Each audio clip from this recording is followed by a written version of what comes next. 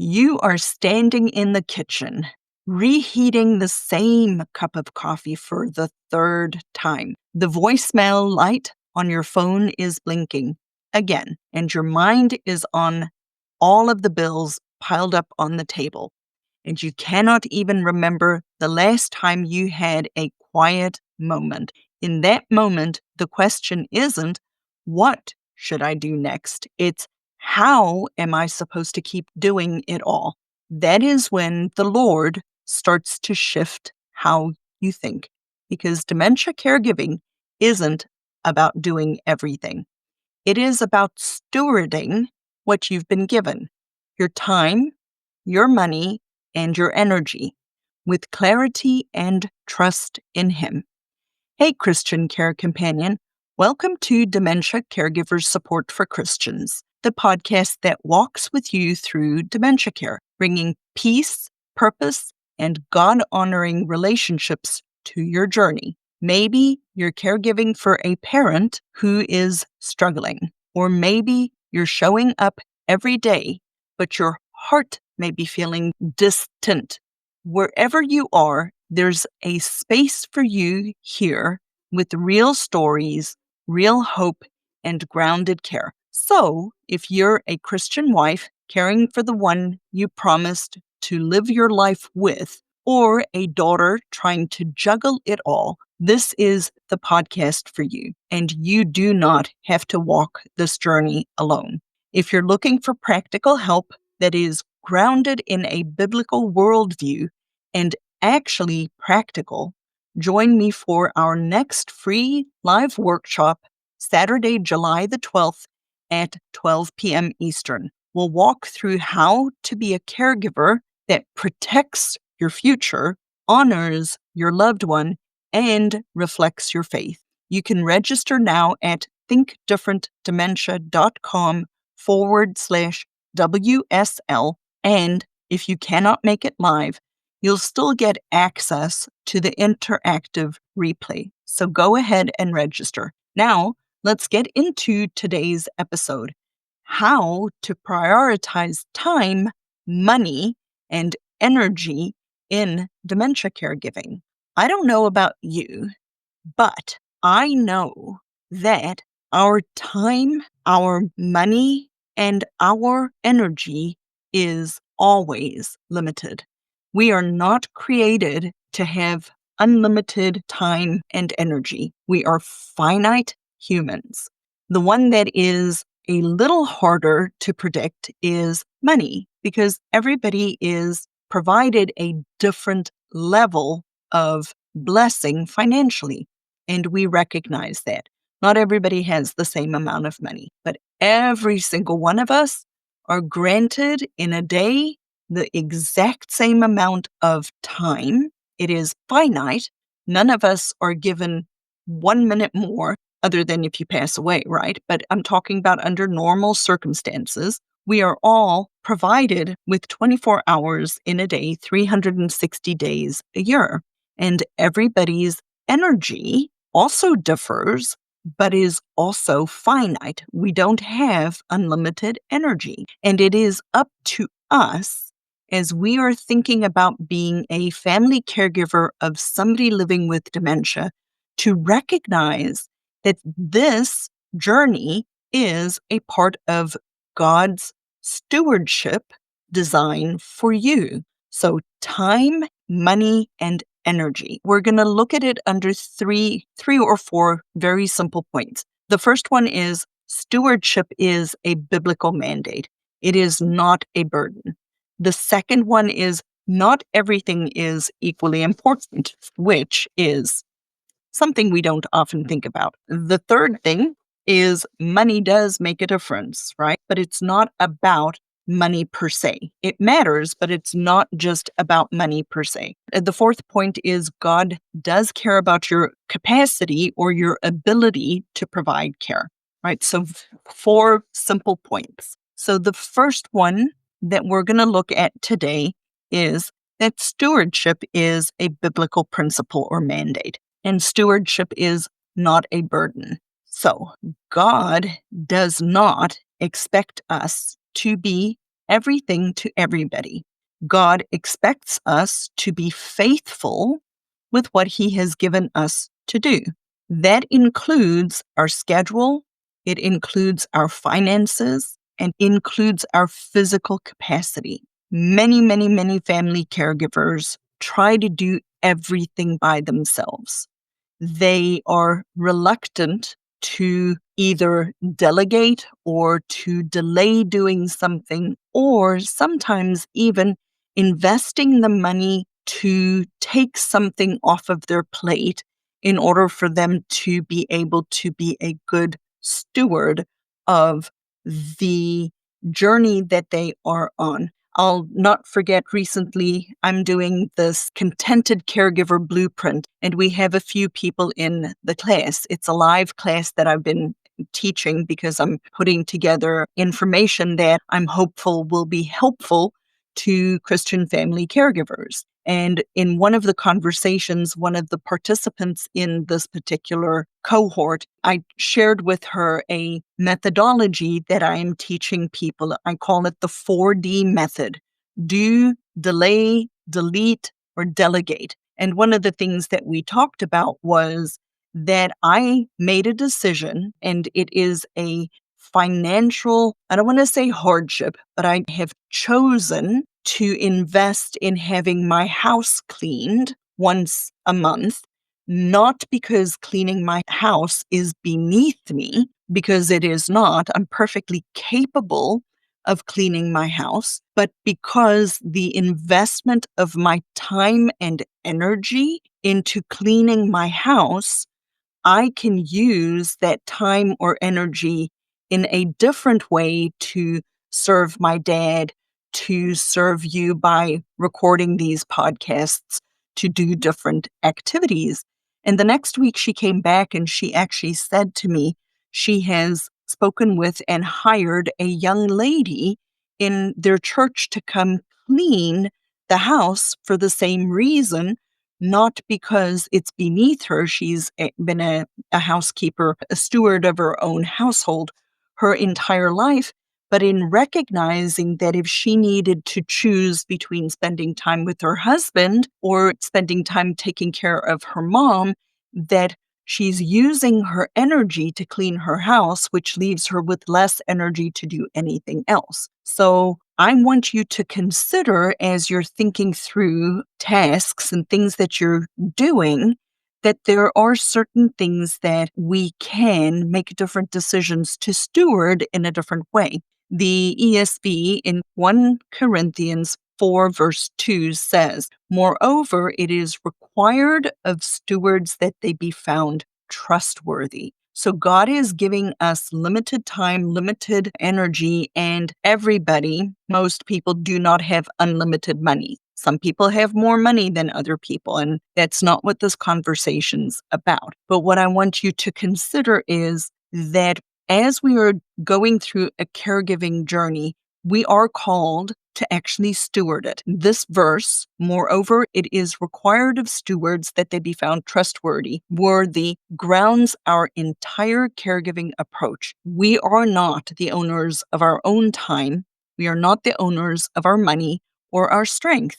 We are managers under God's authority of these resources that He has given us, because they are resources. The second thing that we're going to look at is not everything is equally important.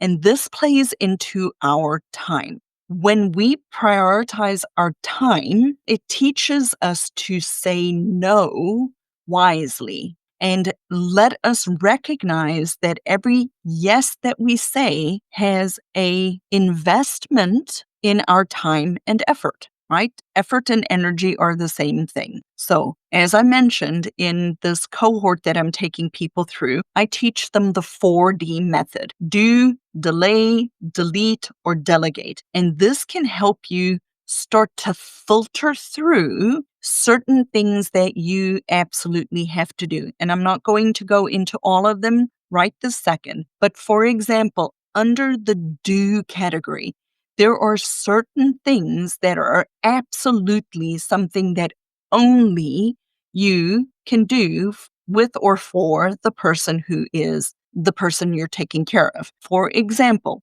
some of those are related to our specific roles that we have. So for if you are a spouse, the only person who has the right and the duty to be intimate with your spouse is you. That is not something that you can delegate to someone else. It is your role to steward. So it helps you to be able to filter through. If you look at what do I have to do? If you are, for example, the power of attorney, that brings certain things that are absolutely your authority and yours alone to do, things that can be delegated.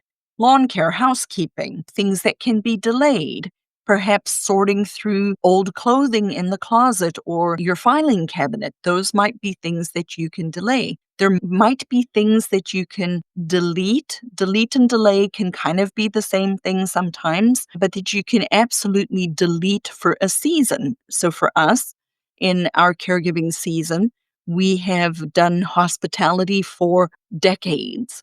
And currently in this caregiving season, I have actually deleted that off of my task. An activity that I have chosen to delete from my life in the life of the church is I am not gifted for the nursery. So I have chosen to delete that off of my list and say no, because it uses up all of my energy and I do not have that extra energy to share. So this is a good filter that you can use. Are there certain things that you can delegate? Like, for example, I go to most of the doctor's appointments, but selectively at times there are doctor's appointments that my husband can take my dad to, and therefore I delegate them to my husband so that he can help me with this. So consider that your time is something you can never get back. And according to the NASB in Psalm 90, verse 12, it says, "So teach us to number our days, that we may present to you a heart of wisdom." We all only have a certain amount of time. People who are with us all have the same amount of time, but we are to number our days. And God invites us to consider our time. Time is the one resource you can never get back. When your time is done, your time is done. When the Lord calls you home, your time is done. We all have the same amount of time every single day. One person doesn't get 25 hours. One person doesn't get 23. If you are alive, you get 24 hours, 7 days a week, right? And God is inviting you to steward your time wisely and to consider what He is calling you to do in this journey and look at your time as a resource that you need to steward as well. The third thing that we're going to look at is money does matter, but it is not just about money, right?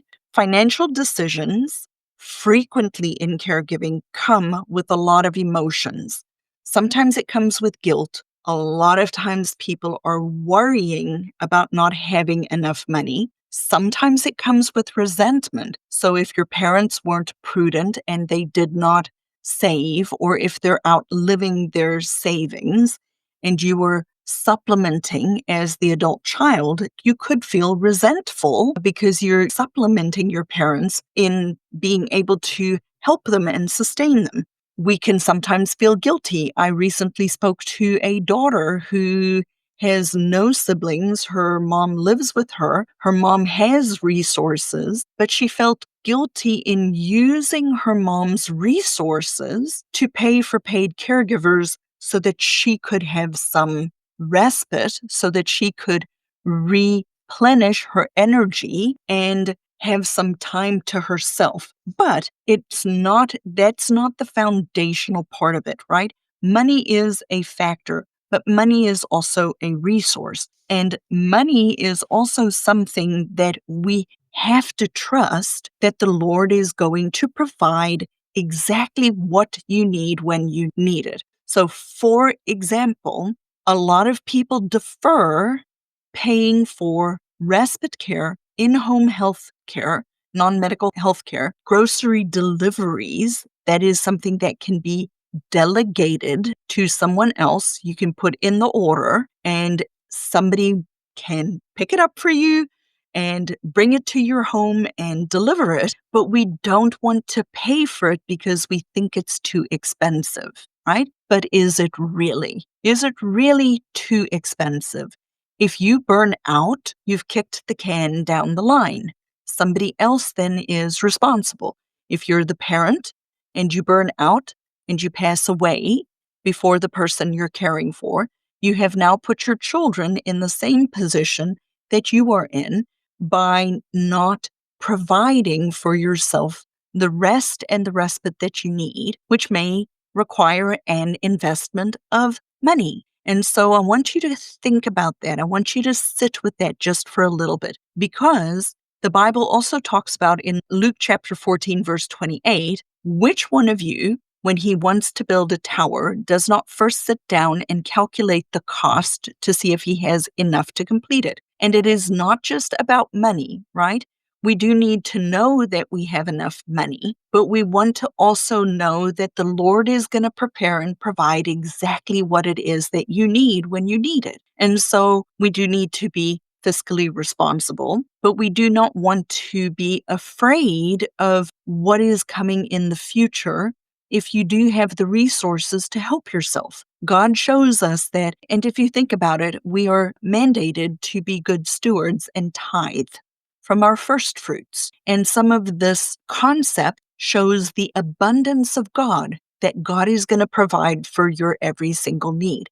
And He knows that you need rest. He knows that you need help. And I understand that everybody's situation is different. And if you're struggling, I invite you to schedule a call and let me spend 20 minutes with you to see if I can creatively help you come up with a solution related to your financial situation and help you through a barrier. You can hop on my calendar, go to thinkdifferentdementia.com and go to the contact us page or the schedule a call. And I would be happy to help you. I'm here to help you make this journey easier. The fourth thing that we're going to look at is God does care about your capacity. He knows that you only have a certain amount of energy. It's kind of like trying to run a car or a vehicle on empty, right? We know that your car will stop if you don't have enough gas in your tank. Our energy is like a gas tank of a car.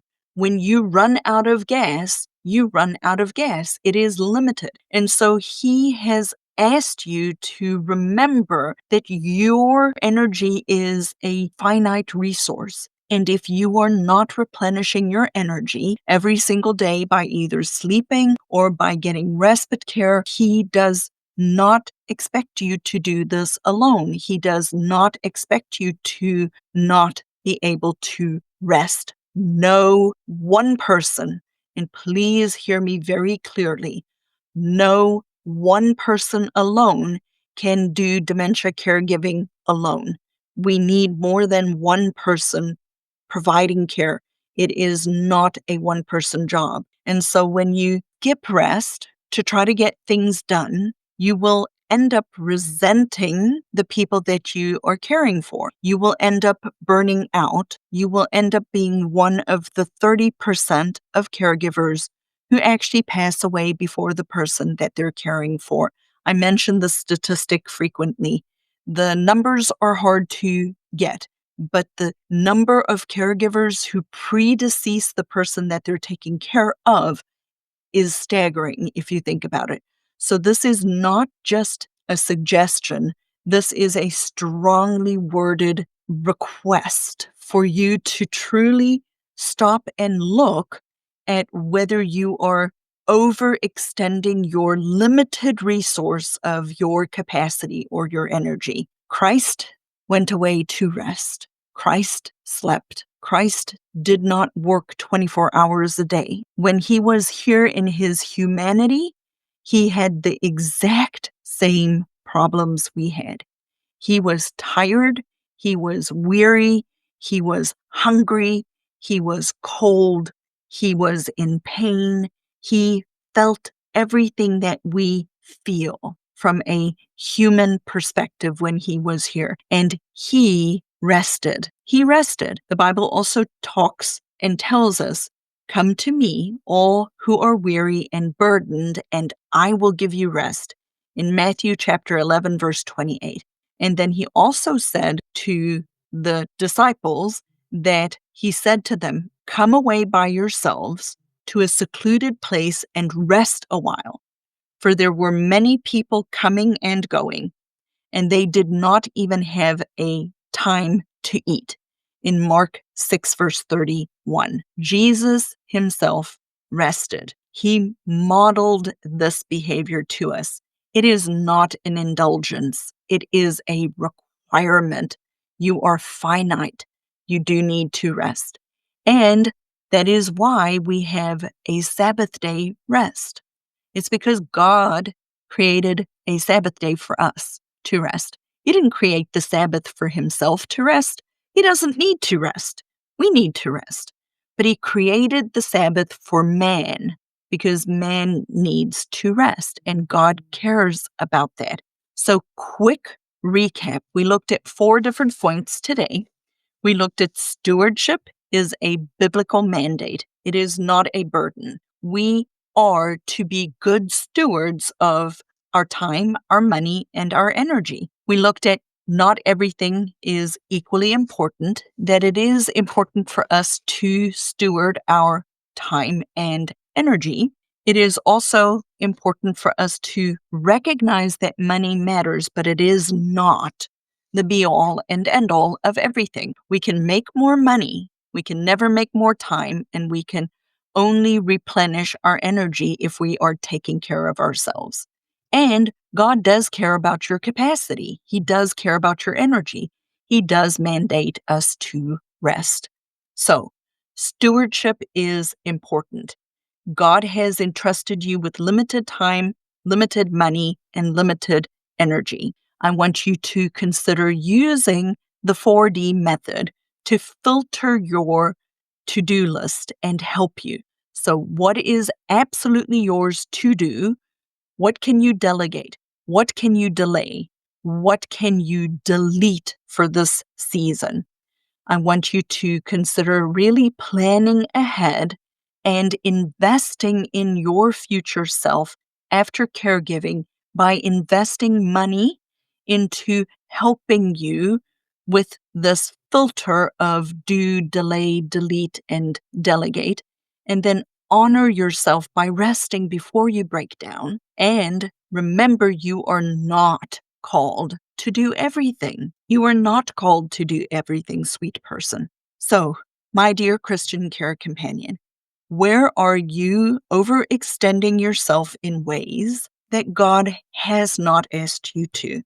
And what would it look like if you were to surrender your time, your money, and your energy back to Him? He is the one that holds the whole earth in His hands, and He will help you decide what is the most important thing for you to be able to steward. He is there for us. He is there for you. So if you need some help mapping this out, please come join me at our next free workshop this month on July the 12th at 12 p.m. Eastern. It's typically a Saturday.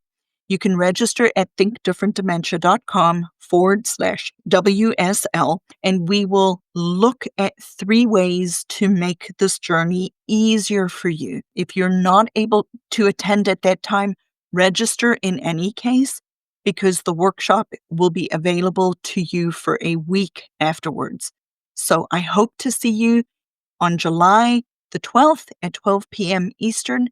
And as I end all of my episodes, may the Lord bless you and keep you, and may He give you wisdom as to how you can be a better steward of your time, effort, and money. I will talk to you in our next episode.